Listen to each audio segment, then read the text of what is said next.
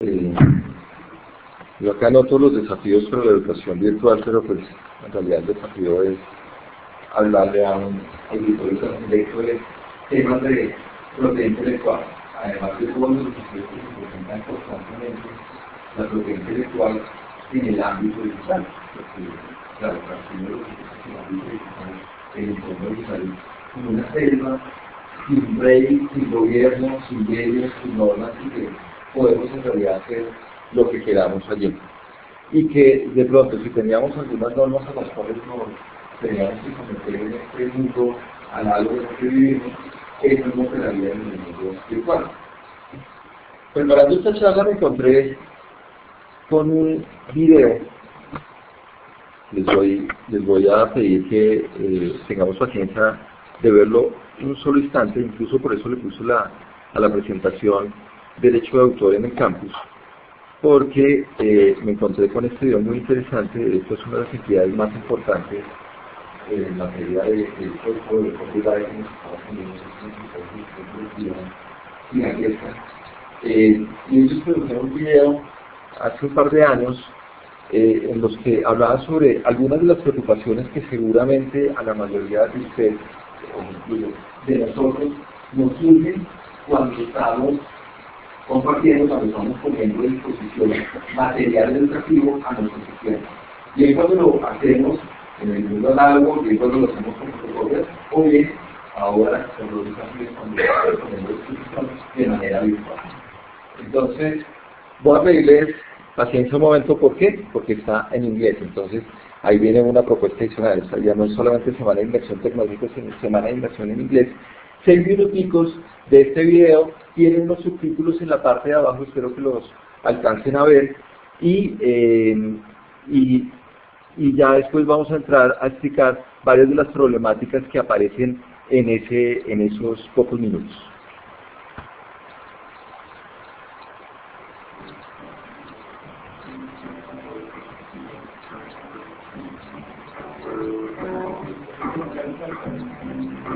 Hey, Jenny, thanks for coming to your office.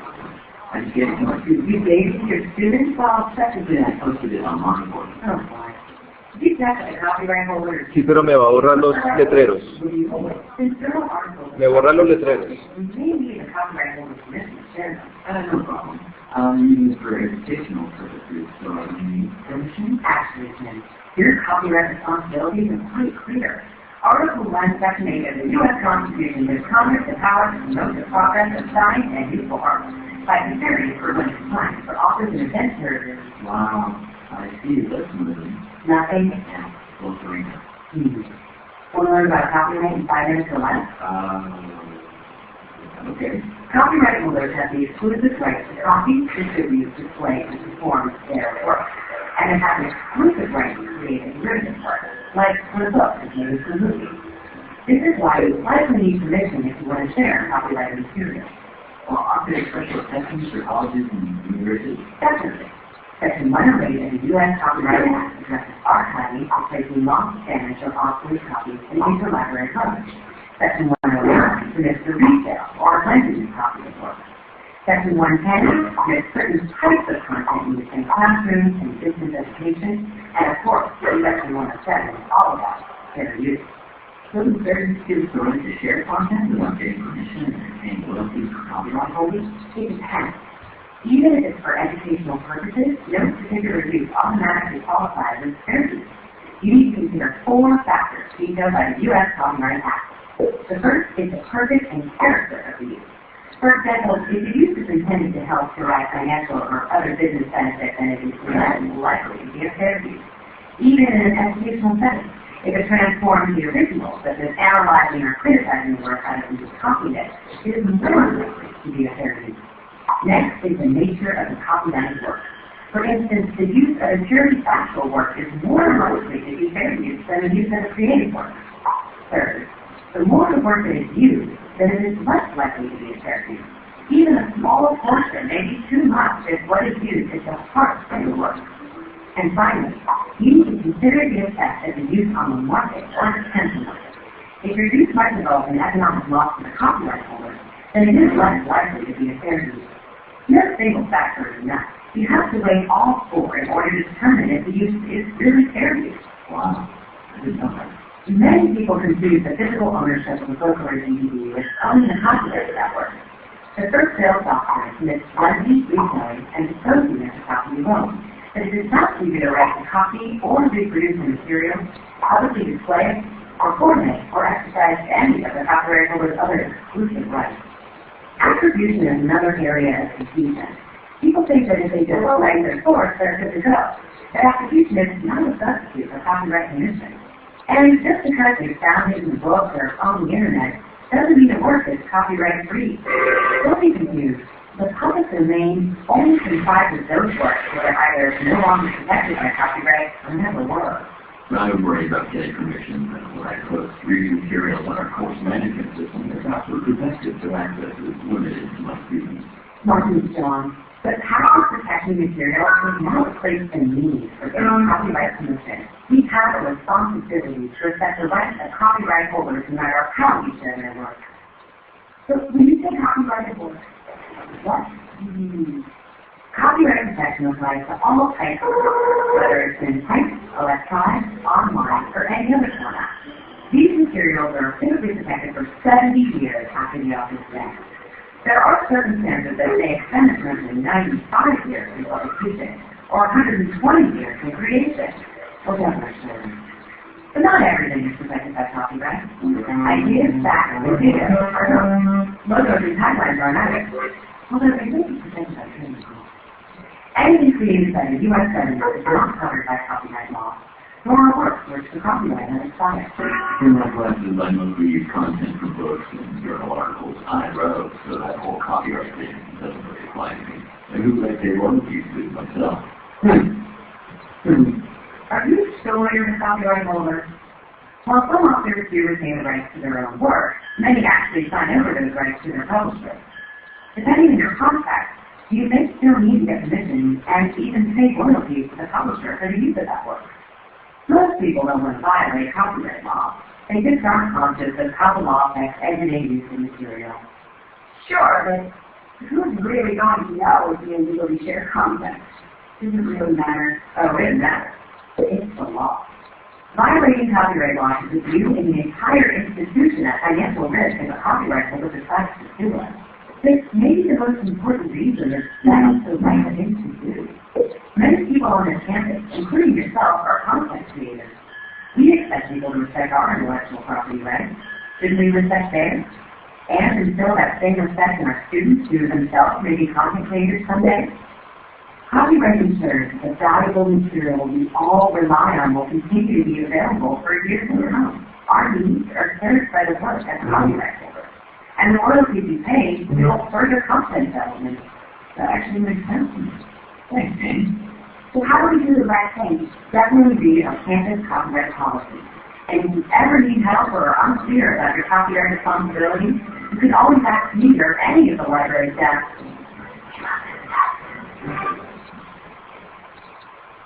Bueno, muy bien. Entonces vamos a intentar hacer algo parecido a lo que hace Jane. No sé si captaban los distintos nombres allí.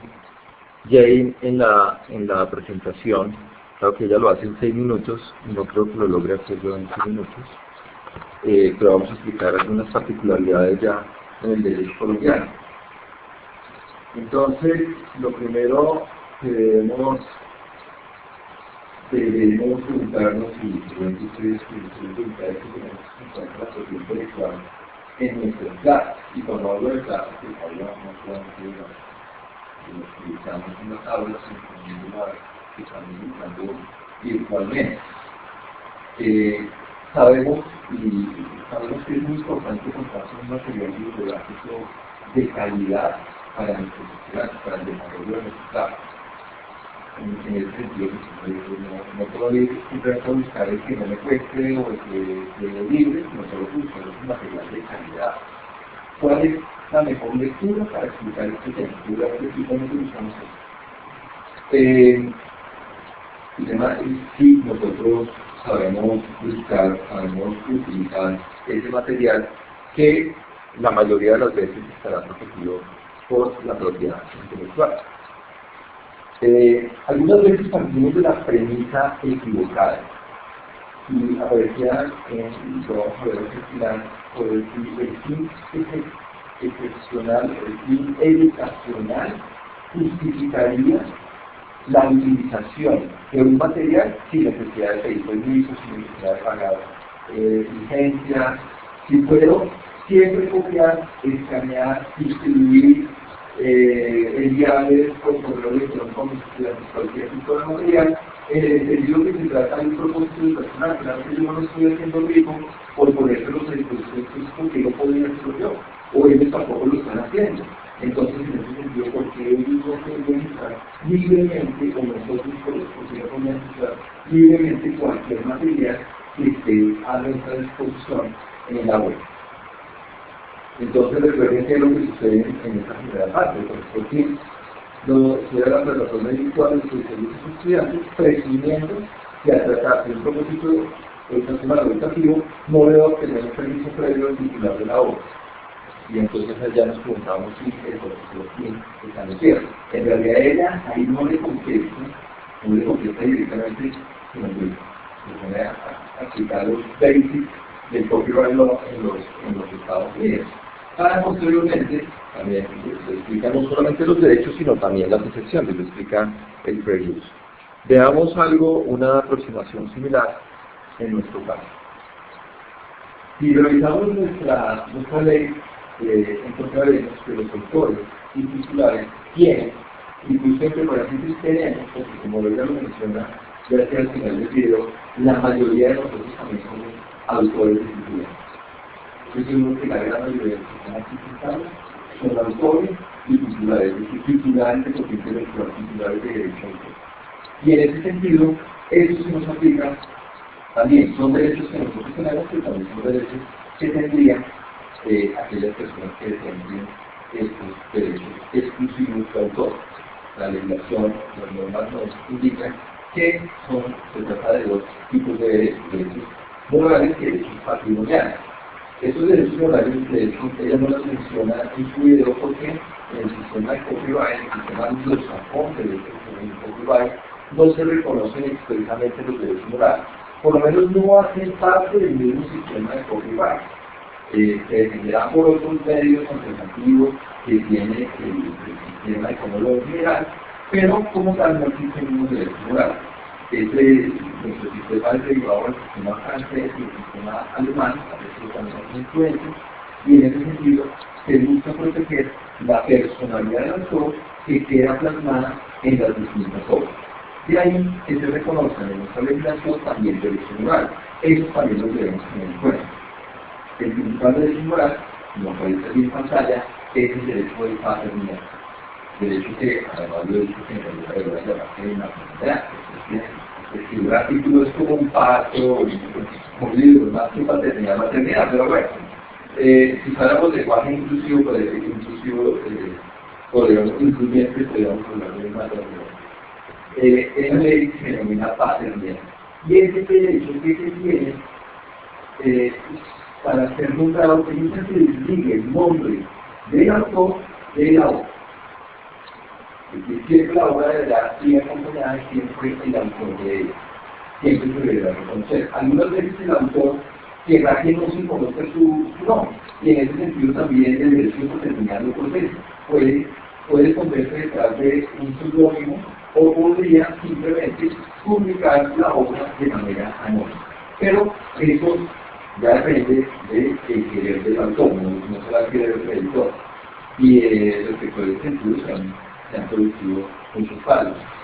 Creo que no se quedó finalmente una participación en una editorial que es muy conocida, en la que tuvo que enfrentar un proceso hace un tiempo, hace unos años, porque habían contratado abogados para hacer unos códigos comentados. Estos abogados dejó de pertenecer al expreso editorial, y cuando dejó de pertenecer, dejaron de aparecer también los créditos correspondientes a su participación en la producción de esta obra. Ella demandó y finalmente ganó el caso. Y lo obligaron a la editorial a que mientras permanecieran en estos códigos comentados elementos, componentes de lo que ella había escrito deberían seguir apareciendo en su texto. Así fue la misma. ¿Por qué? Porque se le entiende que es un derecho que además no es renunciable. Estos derechos morales comparten la mayoría de características de lo que llamamos derechos fundamentales. No son renunciables, no son negociables, no son transferibles, son perpetuos, no se terminan con el tiempo. Entonces, bueno, esto es una general, la ley esto es muy importante porque permite extender mi obra de posibles malformaciones, deformaciones que terminen afectando también mi honor o reputación. Porque si alguien coge un artículo mío, como lo recorda, incluye algunas ideas, o un libro y ideas que no son propias, o les recorda, a veces los editores tienen la mala costumbre de que se llama que estaría escrito de esta forma y tenía escrito la otra que transmite completamente una idea errónea. Allí se tendría el derecho de integridad para solicitar la modificación, el cambio de unos objetos, la obra original, afectando además la reputación o el honor de la persona que lo va a decir. Esto ya es una originalidad que supone el derecho que se tiene de publicarlo o no publicarlo, eso de autor. Modificación y interpretación, sino en mi vida, en el transcurso vital, he ido cambiando opiniones religiosas, políticas, y eso había quedado escrito en un libro. Yo podría retractarme y pedir, primero, o que se cambiaran esas afirmaciones fundatorias que yo hubiera escrito, o que se retire lo ejemplar. Esto, por supuesto, como podría llegar a afectar a las editoriales y a los titulares de derechos patrimoniales, y comprarse primero haya una indemnización antes de retirar este contenido que yo quiero cambiar. Pero sin embargo, yo tendría derechos siempre y no podría renunciar. Y me detengo ahora en los patrimoniales, que yo voy a empezar a quemar los problemas los van a generar y en los casos que vamos a poner más adelante. El primero y más importante es el derecho de reproducción. James mencionó varios derechos allí, como el reproduction, el performance, public display. Tenemos algo similar. ¿Y por qué es el copyright? En realidad, el sistema de copyright viene de este derecho el más importante, que es el de reproducción. Los anglosajones, como siempre, muy pragmáticos, ellos se fijaron no tanto en los derechos morales, los derechos de personalidad, sino en los derechos económicos. Y identifican de ellos que es el derecho de copiar, el derecho de reproducir, de sacar muchos ejemplares de una obra. Bueno, muchos o muy pocos. Esos son, el derecho de reproducción, entonces me permite reproducir la obra. Y hoy en día, la reproducción, las maneras de reproducción son distintas. Se ha hablado y el copyright nace en 1710 con el Estatuto de la Reina Ana. Pues en ese momento la forma de reproducir era mano o en las imprentas que no llevaban mucho de libertad. Entonces, pues, era muy fácil controlar esa reproducción. Desde la reproducción se puede hacer cualquier cosa. Todo el tiempo estamos reproduciendo. Seguramente varios de ustedes están con el celular sacando copia de lo que yo estoy pasando en este momento, y eso ya significa que están reproduciendo de las que animaron el libro que les han podido de estas diapositivas. Como explicaré más adelante, podría estar cubierto por la gestión para propósitos educativos. El caso es que, si ustedes piensan, todos los años, todos los meses, salen nuevos derechos para reproducir. Salen mejores escáneres, por ejemplo, mejores computadores, las cámaras de los celulares, las cámaras de los computadores. Entonces hay muchísimas formas de copiar o de reproducir. Y todas ellas estarían cubiertas por el derecho exclusivo que tiene el autor o titular. ¿Qué quiere decir? Que cualquier reproducción debería ser autorizada por el autor o titular. Esa es la regla general de nuestro sistema de derecho. Un sistema como el nuestro latino-penal es distinto de lo que nos contaba bien sobre el copyright, aunque hay también ella definición que en esta norma general de los derechos que tienen los autores y titulares. El caso es que esa reproducción, eso que estaban, la foto que se le está sacando, eso debería ser autorizado por el titular por el Congreso. ¿Cuándo no debe ser autorizado? Cuando haya una excepción, que vamos a hablar de eso, cuando haya una excepción de limitación expresamente reconocida por la ley. En este caso debe ser expresamente reconocida por la ley. En nuestro caso, en nuestro sistema no tenemos fair use como explicó ella muy bien. Ya dependerá de caso por caso, a ver si se puede o no se puede. Ya vamos a definir en este tema, tenemos que explicar los derechos patrimoniales. Ella también habló del derecho de transformación, que supondrá también la posibilidad, por ejemplo, de convertir un libro en una película, que por ejemplo sería justo, de convertir una determinada pieza musical, una ópera, también una novela, o traducir un artículo que estaba en español para el siglo X, ese es un derecho de transformación, que solamente tendría también el autor de titular, se llama exclusivo. Ellos es muy bien relacionado de esos derechos que ellos pueden ejercer. Entonces, la transformación también, que como les digo, incluye la traducción. La comunicación pública. Cuando nace el derecho de autor, todo se enfocaba en este derecho que yo mencioné. En la medida que avanzaba la tecnología, surgió también la necesidad de proteger otras formas de explotar las cosas. Y una de ellas es la comunicación pública. Por ejemplo, si lo ponga en un concierto, yo ahí no solamente estoy reproduciendo una determinada canción, sino que además la estoy comunicando públicamente. No sé si ustedes recuerdan un concierto que dio Juanes hace unos años, después de un atentado que se hizo en Medellín, después de un libro o algo así, hace un concierto como de la paz, y dice, claro, canta todas las canciones con una donación de Juanes, pero posiblemente tuvo que pagar porque él tenía un derecho sobre su canción, pero no tenía todos los derechos, y los derechos de él están compartidos con la izquierda. Cuando yo hablo del autor y titular, la mayoría de veces el titular es el autor. Inicialmente el titular es el autor, pero posteriormente, como se le conoce en la pintura música, pueden cederse sus derechos. Entonces van a coexistir autor y titular. Uno, en este caso Juanes, era el autor de su canción, pero además de eso, el universo, como ya se podría decir en este caso, será el titular de los derechos de explotación económica. Entre esos, por ejemplo, los de comunicación pública. Y de ahí que ustedes oyen todo tipo de noticias, los debates y las sociedades de gestión colectiva básicamente se dedican a recoger las tarifas correspondientes a la comunicación pública de las obras. Ustedes conocen tarifa de hacienda. Entonces, una cosa es que yo haya comprado, yo tengo un establecimiento comercial, yo tengo una discoteca y compré legalmente el CD en el que están las canciones que yo estoy difundiendo por la biblioteca. Y ahí las reproduzco, pero una cosa es reproducirlo en un ámbito privado y lo otro es hacerlo en un ámbito público, una comunicación pública. Entonces, yo ya pagué parte de los derechos del autor, los derechos del autor del reproductor los pagué cuando compré el CD. Pero los de comunicación pública tendré que pagarlos posteriormente con unas tarifas que van recogiendo los ciclos de administración colectiva.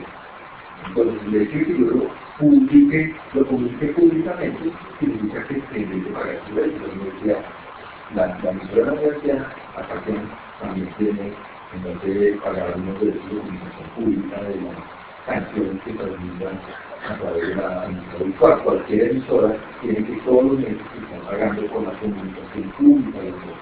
Son derechos exclusivos, pero además son derechos independientes. El hecho de que yo tenga esa reducción no quiere decir que al mismo tiempo tengo el de transformación, el de comunicación pública, el de distribución. Y además piense que son derechos intelectuales. Porque, también lo explicaba en el video, algunas veces tendemos a confundir lo que es la propiedad sobre el ejemplar físico y la propiedad intelectual. El hecho de que yo tenga un libro, no quiere que yo haya comprado un libro, no quiere decir que yo puedo hacer lo que quiera hacer. Podría hacer un sector, por ejemplo, puedo quemarlo, y lo puedo esconder, poner la toma, puedo hasta rayarlo, abrir.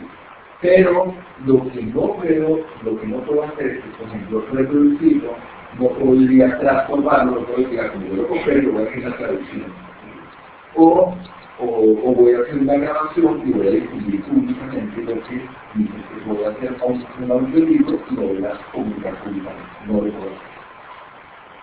Bien, esos en general son derechos exclusivos y esa es la norma general.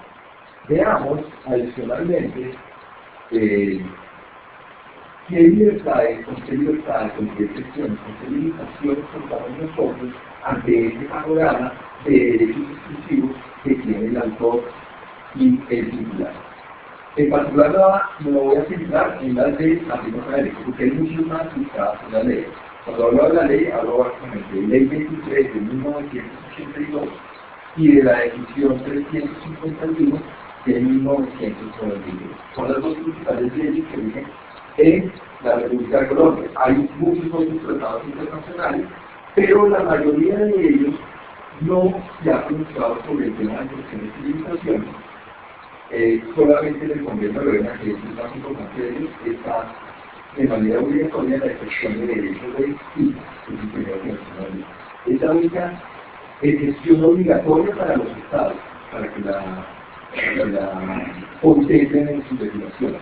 La de cita se supone efectivamente utilizar pequeños fragmentos de una obra, citarlos en una obra con la correspondiente mención de cuál es la fuente y cuál es el autor. Es lo que ella mencionaba como atribución. Yo puedo atribuirme a alguien una obra, reconocer que efectivamente el autor de esa obra es él y no otra persona, y además poner las correspondientes comillas para que se sepa que se trata de él mismo. Si yo lo uso de manera razonable, es decir, no citando 30 páginas de este autor en el primer capítulo del libro, pues eso estaría justificado si yo lo uso pequeños fragmentos para, simplemente para ilustrar ideas, para criticar esas ideas también, para mostrar quién había llegado a esas conclusiones antes de que yo lo hiciera. Ustedes lo saben más que yo, cualquier artículo de investigación que contiene las correspondientes cifras, pues en realidad uno duda de qué fue lo que se investigó, o que esa persona creó todo lo que aparece en esa obra de estudio. Y tenemos otras excepciones, y la son de utilización de las obras para la ilustración de la enseñanza, la reprogramación de la enseñanza sobre la realización de exámenes. Me voy a detener en estas dos en un momento para explicarles mejor. Excepciones disponibles para las bibliotecas, por ejemplo, de poder tener unas copias alternativas de los libros que están depositados allí de manera práctica, que se dan en los libros que podemos encontrar por esta plaza. Excepciones sobre producción de noticias, que tendrán que tratar de noticias de actualidad y traer una misión expresa de reserva de que no se puede copiar o si se puede copiar, depende de si se trata de algo de actualidad. Y además, bueno, representar los diputados en una obra sin fines de lucro y la posibilidad de, como puede acá en este mismo auditorio, con otros resultados, no veo si están bien, las obras de momentos musicales que acá las estamos mostrando, no hay ánimo de lucro, las estamos ejecutando, nos está cobrando la entrada, solamente nos cobran la puerta. Y en este sentido podría haber una excepción porque nos están enseñando a apreciar la música. No tienen un propósito distinto de eso. Como les mencionaba, voy a detenerme en un par de excepciones, que son las contempladas una en la ley 23 del 82 y otra en la excepción 351 del 93. La primera establece que es permitido utilizar obras literarias o artísticas. ¿Y por qué resalto inicialmente literarias o artísticas? Resulta que la ley 23 del 82 dice que protege las obras literarias, artísticas y científicas. Entonces, la primera duda que surge cuando uno lee esta sección, oiga, ¿es solamente puedo usar las literarias y artísticas y no las científicas? Claro, si vamos a los distintos tratados internacionales, por ejemplo, el Convenio de Berna no habla de obras científicas, sino simplemente de literarias artísticas, y las científicas las incluyen dentro de la literaria. Pero queda esta duda de cualquier alcance, o sea, yo no podía usar un libro de texto, una obra científica, para X propósitos de enseñanza. Y dice obras o parte de ellas, ya no tiene la obra completa, a título de ilustración, para mostrar algo que yo quiero enseñar. Entonces, en ese sentido, las autoridades han interpretado esa sección con la expresión de ilustración de que no puede ser una forma reiterada de reproducción, sino simplemente la manera de mostrar cómo se prueba algo que se enseña, de ilustrar como ejemplificando, para ejemplificar algo. En obras destinadas a la enseñanza, por medio, en obras destinadas a la enseñanza, en obras destinadas a la enseñanza, entonces, uno encuentra libros en el colegio, universitarios, una poesía. ¿Cómo ha sido la poesía, el desarrollo, la historia de la poesía, o la tendencia de la poesía colombiana, hispanoamericana? Entonces traigo a este autor y me diré cuál era, como era esto, en su país, este es el ejemplo, este es el autor, y yo estoy trayendo ilustración, estoy identificando estas obras destinadas a la enseñanza, que lo puedo hacer por medio de comunicaciones, de emisiones de radiodifusión o grabaciones sonoras y visuales. Todo esto lo estoy resaltando porque nos sirve para ver de qué manera lo podemos usar en Internet. Entonces, cuando yo leí este artículo, y por si no podría ser aplicable en Internet, busqué una versión que se basa en una norma del convenio de Berna, y en el convenio de Berna, la versión en inglés no habla de radiodifusión, sino de broadcast. Es un término bastante. Broadcast yo también podría hacer broadcasting en Internet. Entonces, en ese sentido, podría llegar a ser aplicable. Entonces, pero acá me lo restringen únicamente la difusión y grabaciones sonoras y visuales. ¿Por qué ver tan a fondo los elementos de esta sección? Porque, dado que se trata de secciones, un principio del derecho es que cuando hay una sección o una regla general, esta sección debe ser interpretada de manera restrictiva. Y que en principio no se admitiría analogía respecto de esta sección. Y esa es una discusión amplia sobre las restricciones del derecho de autor. Y si yo no podía decir, pero no es una discusión que digamos que también es parecido al Internet, pero también se podría en el ámbito del Internet. Puede utilizar una relación con una virtual que aquí también se puede dar. Y yo lo he justificado por el simple juego. O sea, ya no me está diciendo que alguien le dice, no, es que cuando haya momento permitido el 10% o 10 páginas o 100 páginas, o 5 páginas, y la ley no dice nada sobre particular. Entonces dice que el límite debe estar relacionado con el simple juego. Y ese límite, entonces, pues tendrá que ser algo razonable. He visto que, por ejemplo, la Sociedad de Gestión Colectiva, que se encarga de dar la asistencia a las autoridades de la universidad, tiene en su página web unos límites que dice 14% de aquellas obras que no pueden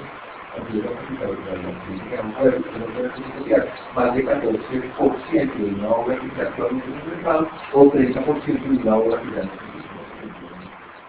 Pero simplemente podría ser 13%, podría ser 16%, podría ser 100 páginas. Entonces, en realidad lo que nos dice la norma es que tienen que los límites están justificados por el límite de fuerza.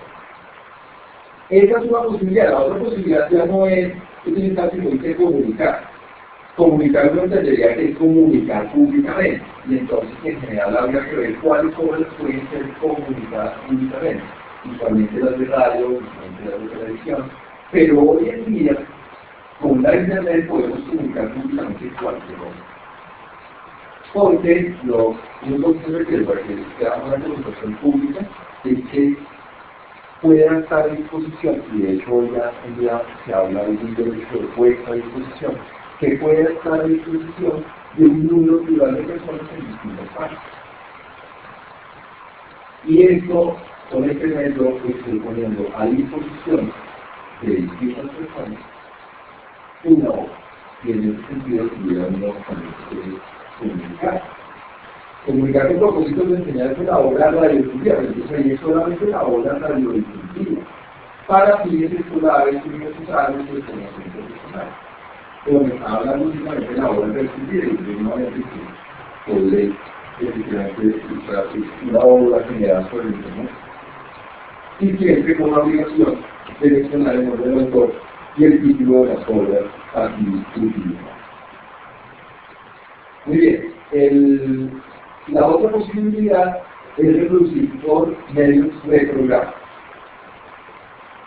Insisto, las excepciones tienen que ser interpretadas de manera restrictiva. Y fíjense que acá no está diciendo medios digitales, está diciendo medios reprográficos. La reprografía es la licencia, pues es una comunicación. Reducir prácticamente cuando se habla de reprografía es por la conceptual. Entonces, me está diciendo reproducir por medios reprográficos para la enseñanza sobre la realización de exámenes en instituciones educativas. Otra vez me está dando un límite específico que se permite que es una medida justificada por esta interpretativa. ¿Y qué puedo reproducir reprográficamente? Artículos, efectivamente, pero también breves extractos, breves, no me definen que sea breve, tendré que ver cuál es la medida justificada, breves extractos de las obras físicamente justificadas. Y a condición de que se haga conforme a los principios centrales. Nos vamos llenando cada vez de palabras más difíciles, ¿cómo vamos a resolver cómo es eso de principios centrados? Todos nosotros somos muy honrados, entonces cualquier uso que le vayamos a dar acá debería tener la misma calificación, y el uso educativo pues se debe ser centrado. Pero si uno se va a ver esta definición, define como uso centrado, utiliza dos características que han sido definidas en el plano internacional. En realidad son tres, porque en la norma internacional se le llama Test o la regla de los tres pasos, que exige que cualquier educación, cualquier uso que se haga en una obra, como de manera excepcional, sea únicamente en determinados casos especiales. Y ahí vienen los dos puntos que mencionan la decisión de 151 para definir usos centrados, que no afecten la explotación normal de la obra, ya que tomar nota de eso es que nos ayuda a resolver varios de los problemas que encontramos a continuación. Que no afecten la explotación normal de la obra, que es una explotación de la obra. Y uno tercero todavía más complicado, que no cause el perjuicio injustificado, no cause el perjuicio injustificado a los intereses legítimos del autor original. No cause el perjuicio injustificado a los intereses legítimos del autor original. Todo eso me estás diciendo acá, me estás diciendo que debería cumplirlo la utilización, la reproducción por medio de programa. Y además que no sea objeto de venta, transacción a título de negocio, ni tenga directo o indirectamente dinero.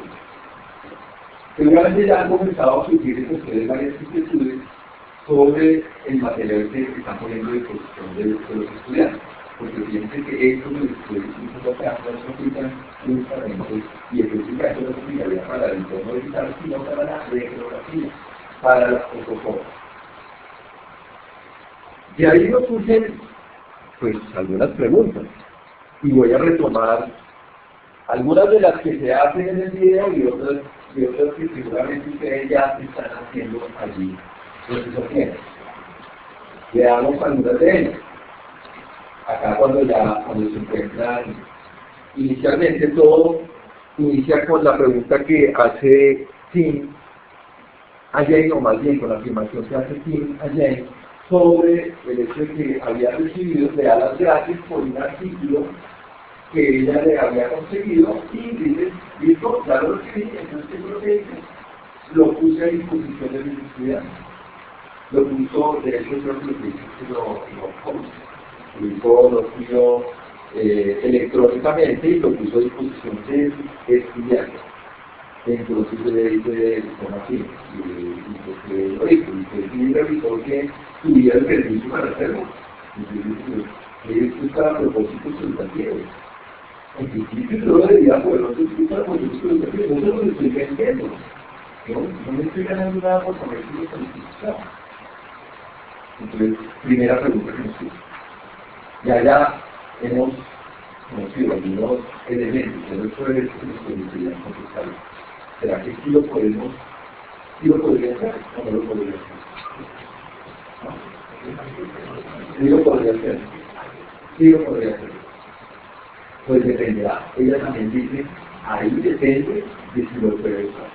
La mayoría de las veces no lo podrá hacer. ¿Por qué? Porque estará protegido por derecho de autor. Y en particular, ¿por qué? Por el medio que está usando, por el medio electrónico. En nuestro caso no lo podría hacer. Si interpretamos estrictamente la ley colombiana, no lo podría hacer de manera digital. Quizás podría poner a disposición luego en la procuradora del acta. Y entonces, ahí estaría utilizando la excepción, pero además hay un argumento adicional. Y es que allí los autores y titulares están recibiendo por el uso de ese artículo. ¿Por qué? Porque las fotocopiadoras, donde lo dejamos, está pagando una licencia anual que depende, es una licencia cara, que depende por el número de estudiantes que lleva a la universidad y el número de páginas que puede fotocopiar en el libro. Entonces, allí, en la fotocopiadora, podemos decir en principio, aunque tenemos que ver cuál es, yo lo que dije fue el libro, no podría nunca dejar el libro. Seguramente tampoco la mitad del libro. Es posible que un capítulo sí. Es posible que una página sí. Lo pueda dejar para la estudiante. ¿Y por qué? Finalmente estoy usando la excepción que, como vimos anteriormente, está la retrografía, pero además de eso, también los autores titulares están recibiendo una clase de retribución por la licencia que está pagando la fotocopiadora, que llegará a esa sociedad de gestión colectiva y se distribuirá entre autores e editoriales.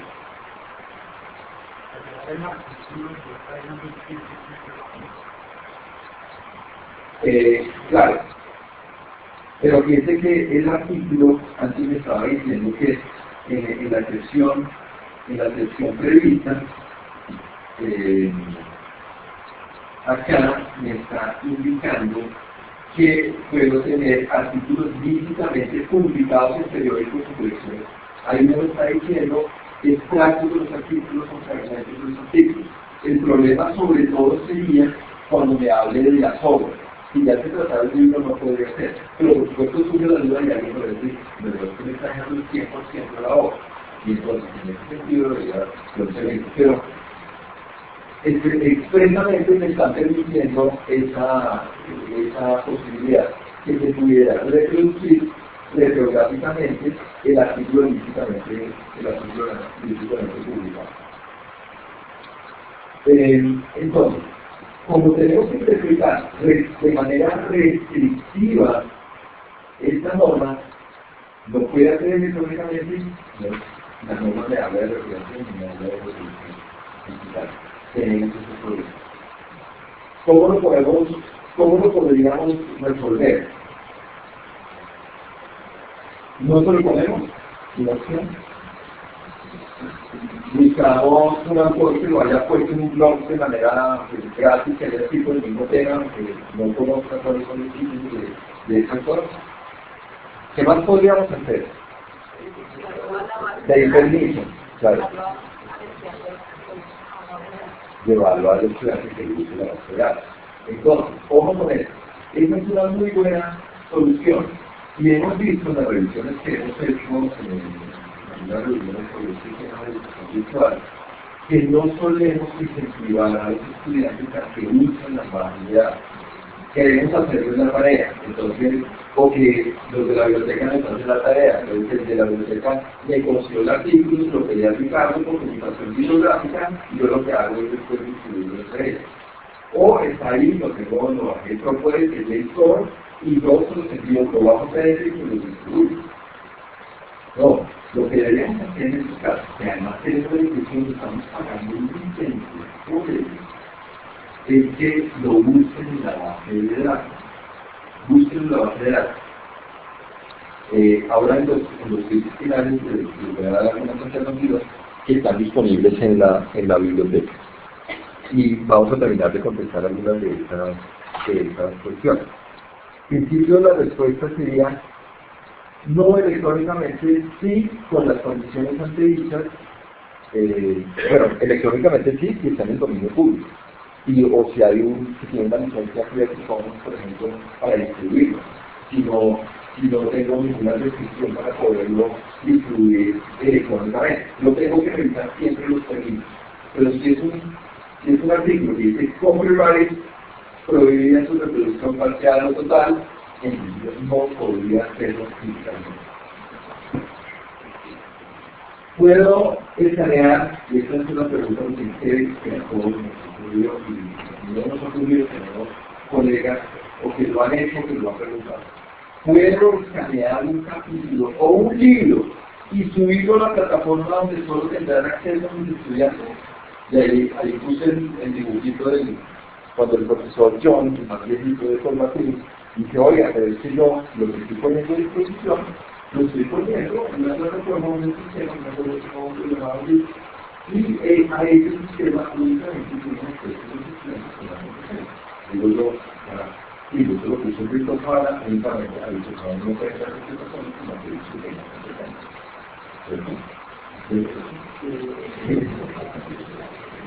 Entonces, está protegido, no lo estoy poniendo a disposición de manera pública y total, no lo estoy poniendo en internet, solamente aquellos sistemas titulados que se van en una isla y que tengan algo de justificación van a poder consultar este capítulo del libro de los libros que están. Claro, todo comienza con el tema de escanear. Deberíamos poder escanear si es un libro que solamente consigo de manera impresa, lo puedo escanear. Escanear la aplicación de porque bueno, no se usa papel porque tiene una definición concreta en la definición de la organización de la regulación intelectual explica y consigue con los resultados y para los sentidos que no tienen un papel. Les recuerdo la definición de usos culturales. La primera decía, aparte de usos culturales, que la regla de los estados y la primera decía, no aceptar la normal explotación de la obra. Uno de los retos más grandes que tienen los titulares cuando se habla de la utilización de obras en el entorno digital es que ella afecta la normal explotación de la obra. ¿Por qué? Porque si bien, y yo usé este caso de fotocopia de un libro, les dije saque fotocopia de la página de interés por el cerebro. Es una lectura para la próxima sesión, lo que no se trabaja. Ahí primero se paga una licencia con la computadora. Pero además de eso, decía, el menos va a tener que pagarla un poco. Y yo lo que hago es escanear la página de interés, la cuenta de los ni siquiera están pagando por una fotocopia y además la fotocopia para que es un sitio que tendrían que fotocopiar otra vez. Mientras finaliza la sesión, simplemente trata con uno con mis amigos del Facebook y ya tuve que la obra inicialmente solamente estaba restringida a la explotación de unos pocos, a la explotación del autor titular, hoy en día la tienen miles de personas, sin haber pagado un solo peso. Entonces, este es el miedo que está detrás de los titulares en el ámbito digital. Lo digital usualmente no puede, o cuesta muy poco. Reproducir digitalmente cuesta muy poco.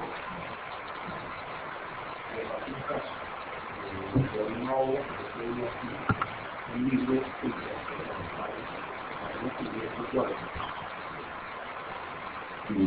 libro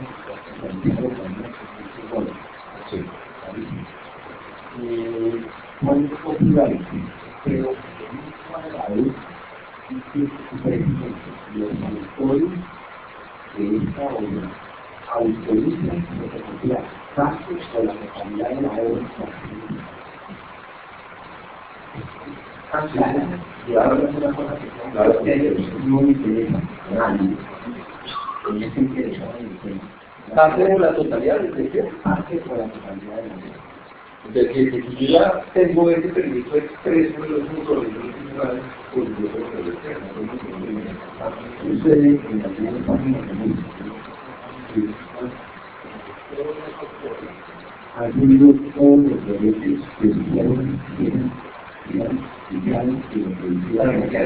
tienen una licencia especial, no para que yo la vaya a expulsar y yo la vaya a hacer, hago un compilado de las mejores canciones de este sitio y lo ven. Entonces, usualmente dice, es realmente para que lo usen ustedes.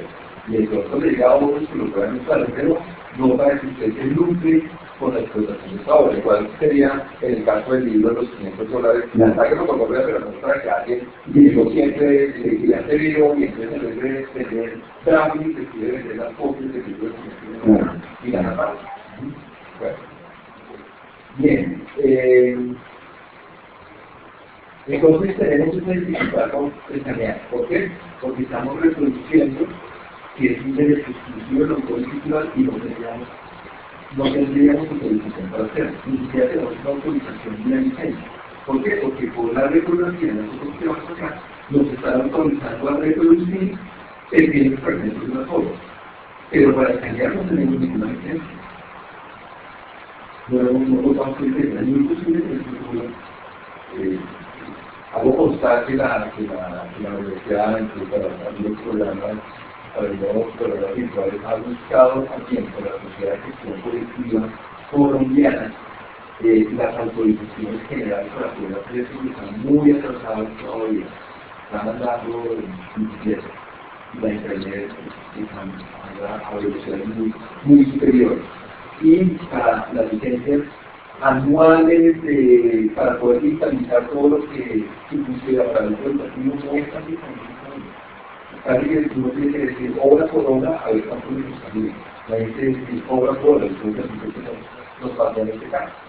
Obra por obra, en lugar de tener una licencia general como podría ser la licencia general que se están dando para los estudios. Es posible que en el futuro podamos llegar a hacerlo porque contemos con una licencia anual y global para toda la universidad. En este momento no está eso por decisiones normativas y porque las personas que tendrían que otorgar licencias no las tienen. Bien. La respuesta es no. Y la recomendación, si yo les hago no. No. Ya les voy a dar unas alternativas para que quieran que todas ellas puedan funcionar. Entonces, ¿qué contenidos puedo usar? Ahí está la pregunta. ¿Podría subir videos, imágenes a la plataforma? También depende. Si el video, claro, solamente los videos son los que están en YouTube. YouTube, como todos los sitios que me permiten alojamiento de contenido, tiene hoy en día unas políticas muy estrictas de propiedad intelectual. En Estados Unidos, ya desde hace mucho tiempo, nosotros estamos en moda de adoptar unas normas similares. En Estados Unidos existe la DMCA, la Digital Millennium Copyright Act, que se adelantó a todos los dispositivos digitales y se estableció, por ejemplo, una especie de limitación de responsabilidad de aquellas personas que alojaran contenidos que pudieran ser violatorios de la protección. Y allí se estableció un mecanismo que es muy interesante y que ustedes han visto, cuando no he intentado subir, entonces han pasado contenidos de YouTube, que es un mecanismo que se llama Notice and Take Down. Entonces, es diferente, es que el titular de una obra que se subió a YouTube conoce que se están violando esos derechos de autor, se sigue un procedimiento para informarle a la persona que lo subió que ese producto es violatorio del propiedad intelectual y que si no tiene esos derechos irá a ser retirado. Si esa persona no alega nada y no prueba que tiene derecho a subirlo a la internet, será retirado. Entonces, uno en principio confiaría que lo que está en YouTube podría ser subido, más que subido, podría establecerse el enlace embebido incluso en algún momento para también para los cursos. De hecho, porque si uno lee las licencias de YouTube, la licencia me permite, cuando usted sube cualquier cosa, usted está renunciando todos los derechos y la tipo de disposición de YouTube y de todos los usuarios de YouTube. Entonces, incluso si lo retira después, queda guardado en el servidor de YouTube y lo podría seguir utilizando. Entonces, uno, si uno es el titular de ese video, cuando lo sube allí, ya está renunciando, ya está teniendo muchos derechos y más bien una autorización general para la utilización de esos contenidos en el tema. Entonces veamos algunas cosas. ¿Qué podemos hacer? Digamos en cuenta, ¿sí? Lo que hay que subir video Claro. Sí. También ya lo tendríamos que tener en cuenta que es lo que yo estoy limpiando. Porque si yo estoy limpiando si yo no estoy limpiando con un sitio, pero yo puedo limpiar, de hecho, la presentación de Facebook, inicialmente limpié el video que les presenté, lo limpié, pero ellos me dan ahí un montón de cuestiones que ustedes lo pueden usar para propósitos y perfil. Yo ya sé que la fuente son claras y que está protegido porque eso es el web y eso se hace todo. Cosa distinta si lo que lo estuviera comprado o lo que con un curso va a limpiar un video de Cuevana o de cualquier otro sitio que no respete la protección del espacio. Entonces, en ese sentido, claro, yo no lo estoy subiendo, pero sí estoy limpiando y de algún modo estoy contribuyendo a que ese contenido ilícito también sea difundido en la internet. Entonces, en última, también podría generar un efecto similar. De hecho, las últimas condenas en Europa, más que aquellos sitios que tienen los videos en su servidor, están sitios que se dedican a enlaces. O sea, que tienen una serie de enlaces a los sitios donde está el contenido ilícito. Bien. Usemos las excepciones, pero también usemos las distintas herramientas que tenemos en nuestra disposición. Entonces, usemos las excepciones. Efectivamente tenemos excepciones a nuestra disposición, pero ellas deben cumplir con determinadas condiciones y con ciertos límites para que no usemos ellos y para que no se nos diga que usted en realidad está violando el instituto. O sea, uso la excepción de reprografía, que no voy a poner un libro completo a fotocopiar para mis estudiantes, porque ahí ya estaría violando esos soldados, estaría afectando la normalización de la obra y estaría sobrepasando los límites especificados. Usemos, en realidad, las bases de datos, ya lo hemos mencionado ahora, tenemos muchos bases de datos y el nivel de consulta de esta manera, ya me lo han dicho, quisiera reiterar, confirmar que efectivamente el nivel de consulta de las bases de datos en la universidad es ínfimo. Es muy poco. ¿Y por qué? Porque las demás están consultando los que estamos acá y los estudiantes están trabajando. Les hacemos la tarea, no les ponemos a investigar, no usamos todos los libros.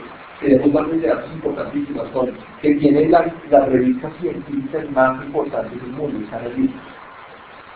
Usemos principalmente, entonces cuando vayamos a adquirir la bibliografía, o que a mí me corresponde, si yo soy el director de un programa de investigación, pídale usted como director, así como soy, que siempre una bibliografía entonces agotar primero estos contenidos para los cuales ya tenemos licencia, y que las bases de datos ya tenemos licencia, las estamos pagando y no las estamos usando. Pues engañados. Pagamos pero no las usamos. Ese es un engaño, pero pagamos pero no las usamos. Y las bases de datos además no solamente contienen artículos sino libros, porque quizás usted mente que allí solamente se podría pedir que consultaran artículos, pero también pueden encontrar libros. Y libros de reconocida editorial. Hablábamos esta mañana de Cambridge, hablábamos esta mañana bueno, incluso de Harvard University Press, de McGraw-Hill, de entidades de editoriales que realmente tienen contenidos de validad, calidad. Ustedes no están diciendo nada que los comprometa mucho ustedes sacando lo que la biblioteca puede comprar la inclusión de material en nuestras bases de datos. Y algunas veces, sí, pero es que ese libro preciso no está ahí. Entonces, ¿qué podemos hacer?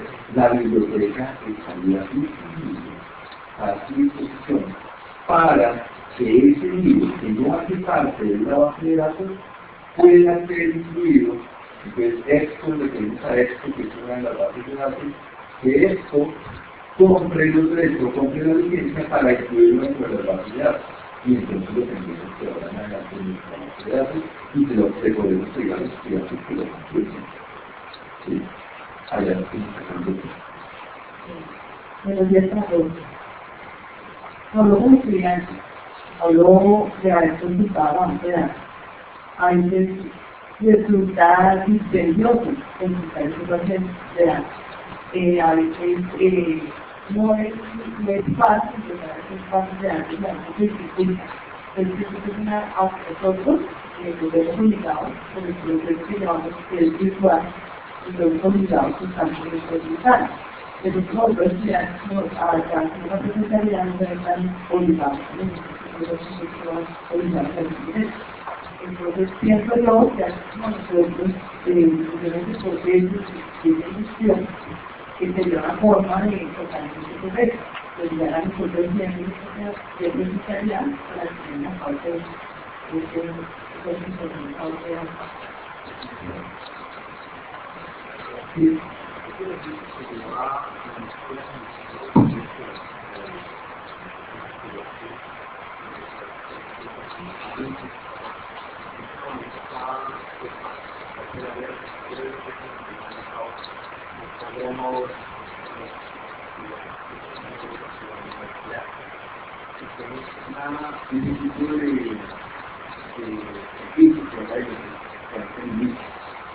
Sin embargo, la universidad está expresa a esta solicitud por parte de los docentes y de los estudiantes que quieran reforzar el ejercicio de capacitación acerca de los recursos electrónicos y de la biblioteca.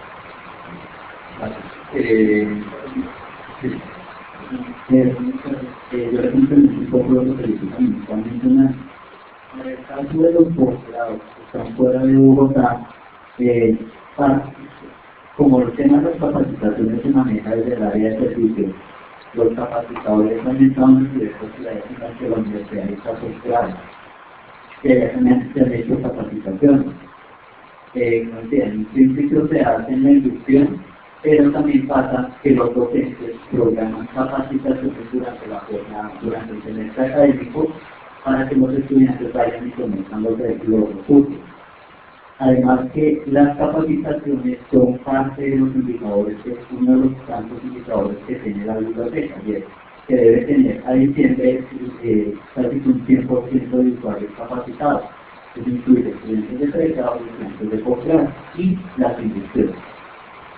Y contribuir a la mayoría de los dueños de la sociedad, de las empresas de la sociedad que están en capacidad en disposición de hacer todas las capacitaciones que realmente si no se logra una buena división de los datos, precisamente la base de datos no se sigue consultando.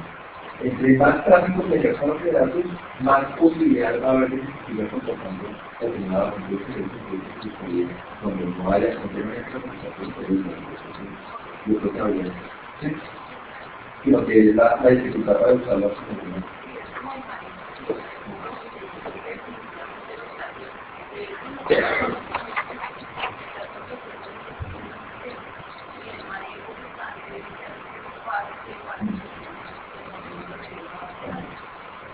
Dos cositas antes para poder terminar. Entonces, también a través de la biblioteca se puede comprar capítulos o casos de reconocimiento editorial. Es decir, a veces el libro no lo puede incluir en la base de datos, pero hay casos particulares. Y la novedad ahí no se menciona, por ejemplo, de Harvard University, necesito el capítulo de tal libro de $500, no voy a comprar el libro para todos el capítulo para 30 personas. Y ellos le van a dar licencia. Entonces, lo entienden económicamente y le dicen que se lo voy a compartir con los 30 estudiantes de ese y lo están haciendo de manera legal. Y además lo están facilitando, ellos mismos lo están digitalizando. Nosotros vamos a tomar la solución de digitalizar, porque eso le correspondería en principio a los titulares. Lo otro es siempre buscar contenidos que se encuentran en dominio público o también protegidos por licencias especiales, como las propias que pagamos licencias como la que mencionaba, usted lo puede fotocopiar para los mantenimientos o usted puede incluir compartir con su amigo de la música. Y pues por eso Por eso lo que no tenemos que olvidar es que el entorno mexicano siempre dijo es un ley que lo ha funcionado y todas las normas de derecho y todo parece que en el ámbito virtual. Nuestro reglamento lo reitera. El reglamento nuestro, la mayoría, estoy seguro que la mayoría no lo conocen, también es importante que lo reconozcan para saber, oigan, lo que yo estuve acá, sí, el mismo hoy de la universidad, le leo una pregunta que está contestando el reglamento, porque la mayoría de veces no me responden bien a esa pregunta. ¿De quién es lo que yo escribo acá? El libro que yo escribo acá, el artículo que yo escribo acá, es mío de la universidad. Y la respuesta está en el artículo 7 del reglamento.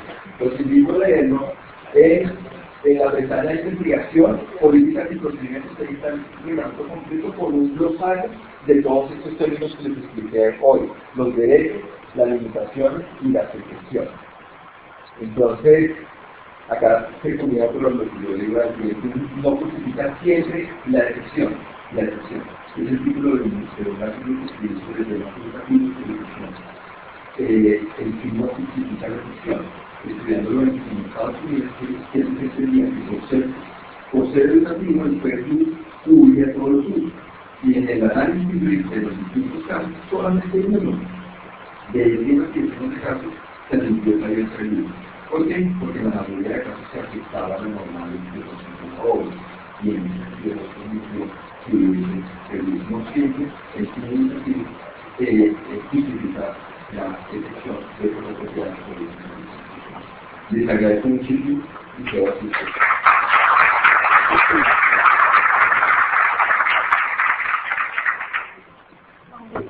A continuación. Bueno, les voy a explicar además de eso. Les pongo CEDEPI es el Centro de Estudios y Propiedad Intelectual que depende de la Facultad de Derecho y Ciencias Políticas. Desde hace varios, creo que no meses, sino años, los funcionarios desde la Facultad de Derecho, todos ellos están, preguntas como las que discutieron acá, todos ellos no están haciendo. Entonces, se puede hacer esto, déjeme poder digitalizar esto, poder utilizar esto,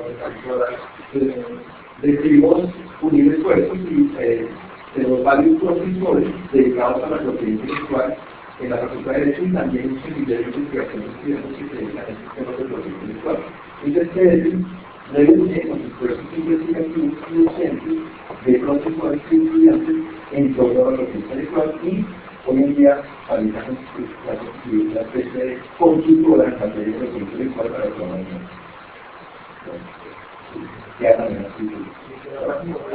La página web con la Facultad de Derecho está en la página de Derecho. Gracias.